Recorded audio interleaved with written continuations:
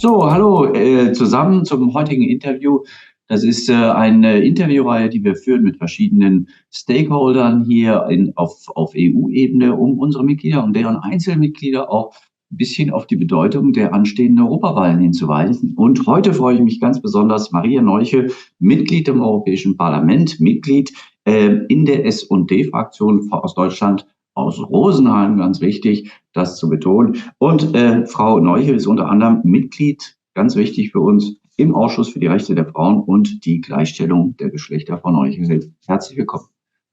Ganz herzlichen Dank für die Einladung. Nun kommt die Legislatur langsam zum Ende. Wir schauen jetzt alle gespannt auf die anstehenden Europawahlen.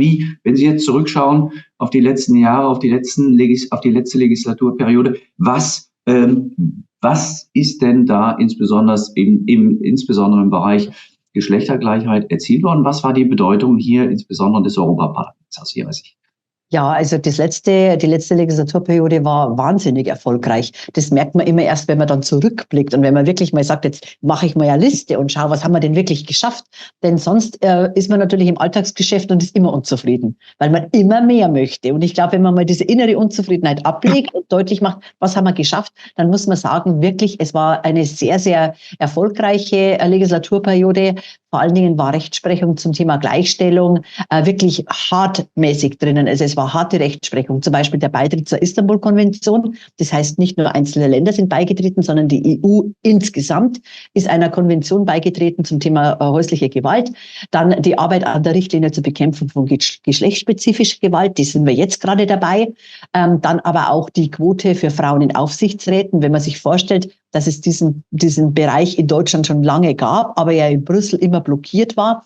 In Brüssel nennen wir das Women on Board Richtlinie. Und jetzt ist es endlich, dass diese Frauen in Aufsichtsrat Richtlinie für ganz Europa gilt. Was ganz wichtig ist, dass es endlich zu einer Gleichheit der Räume kommt. Denn es kann ja nicht sein, dass Firmen, die dort angesiedelt sind, andere Rechte haben als Firmen, die woanders angesiedelt sind. Dieses Recht auf Gleichheit, egal wo eine Firma angesiedelt ist, und auch Verpflichtung auf Gleichheit, das ist ganz wichtig. Auch der europäische Mindestlohn ist ganz, ganz wichtig für Frauen. Nicht nur in Deutschland war der Mindestlohn ja ein wirklicher Push für Frauen nach vorne im Gehalt. Und jetzt haben wir einen europäischen Mindestlohn, den man nicht beziffert, sondern der ein gewisser Prozentsatz, 60% des Durchschnittseinkommens ist als Mindestlohn definiert.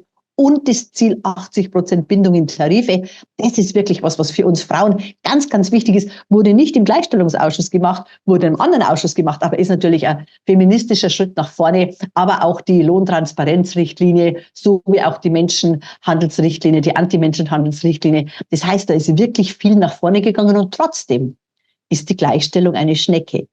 Trotzdem ist die Gleichstellung, geht Step by Step, versuchen wir, diese Gaps zu überwinden. Lohngap, also Unterschied zwischen Männern und Frauen, Pension Gap, Pensionsunterschiede zwischen oder Rentenunterschiede zwischen Männern und Frauen, Rechte Gap und.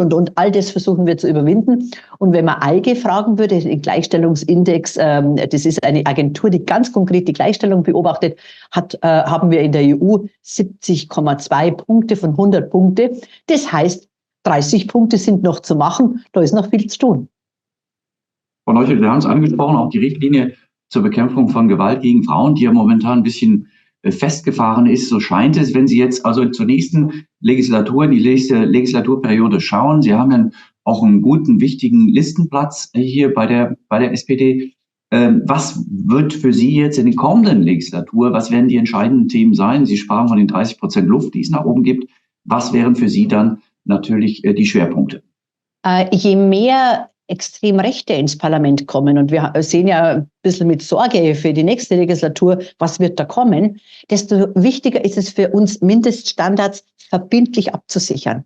Mindeststandards in verschiedener Hinsicht, zum Beispiel so eine Charta der Frauenrechte, die dann nicht mehr national verändert werden kann, wo man nicht sagen kann, so wie Orban, das ist uns egal, wir machen es anders, denn das ist bei uns Kultur und Tradition, dass man bei uns so und so mit Frauen umgeht. Ich glaube, muss allen klar sein, so wie wir zum Beispiel als Gewerkschaft Mindeststandards für Arbeitnehmer und Arbeitnehmerinnen absichern wollen. So wollen wir in der Gleichstellung Mindeststandards absetzen. Das bedeutet, das Recht auf die Möglichkeit zum sicheren Schwangerschaftsabbruch, das Recht, die Möglichkeit, vor Gericht zu gehen, das Recht, Ja heißt Ja, also nicht nur Nein heißt Nein, sondern klare konsensorientierte Sexualität, dass Sexualität nur dann oder dass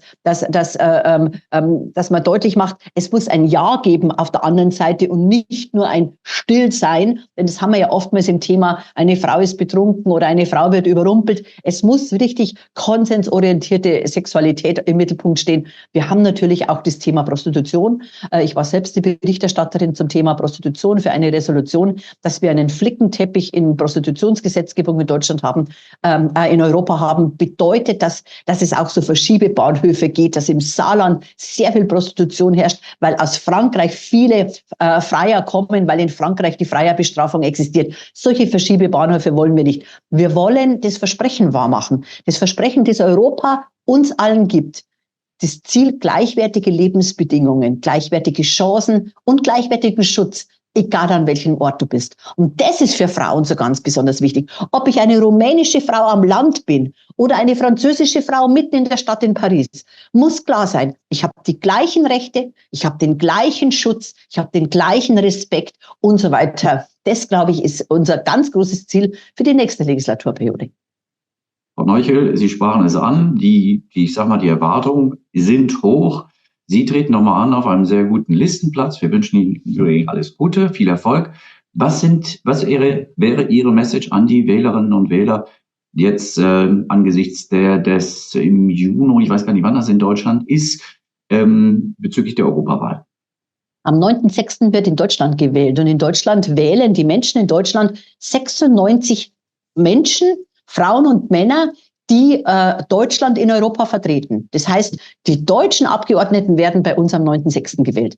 Und was ist natürlich für mich ganz wichtig, dass demokratisch gewählt wird. Demokratisch gewählt wird heißt ganz klar, das möchte ich hier auch ganz offen ansprechen, dass man nicht die AfD wählt. Denn Frauenrechte können nur auf dem Boden von Demokratie wachsen. Es gibt kein Land auf der Welt, das undemokratisch ist und Frauenrechte hat. Das heißt, ganz klarer Rückschluss, Frauenrechte sind sowas wie die Zeigerpflanzen, ob Demokratie im Boden ist. Deswegen würde ich sagen, erstens schon mal demokratisch wählen und nicht die AfD. Zweitens, in dem Potpourri der demokratischen Parteien werbe ich natürlich für die sozialdemokratischen Parteien. Denn es muss einen sozialen Ausgleich geben, dass der Kitt zwischen den Menschen bestehen bleibt. Wir haben große Konzentrationsprozesse. Die Reichen werden immer reicher, die Armen ärmer. Die Wohnungen besitzen immer mehr. Die anderen zahlen immer mehr Miete. Die landwirtschaftlichen Grund besitzen immer mehr. Teilweise ganz, ganz große Holdings mit 50.000, 70.000 Hektar. Und die anderen haben immer weniger. Ich glaube, die Sozialdemokratinnen und Sozialdemokraten haben ein Ziel ganz besonders im Fokus. Die Gesellschaft ist dann mehr zusammen, wenn wir auch eine Streuung des Eigentums haben, wenn wir ein besseres Miteinander haben und wenn vor allen Dingen gilt, dass die Chancen, die Rechte und so weiter niemals vom Geldbeutel der Eltern oder vom eigenen Geldbeutel abhängig sein dürfen. Für dieses Europa stehe ich. Frau Neuchel, vielen Dank. Alles Gute Ihnen weiterhin und ich freue mich, Sie in der nächsten Legislatur, in dieser bereits auch schon, aber spätestens in der nächsten dann im Europaparlament zu treffen. Ich danke Ihnen sehr herzlich. Ganz herzlichen Dank. Wiederhören.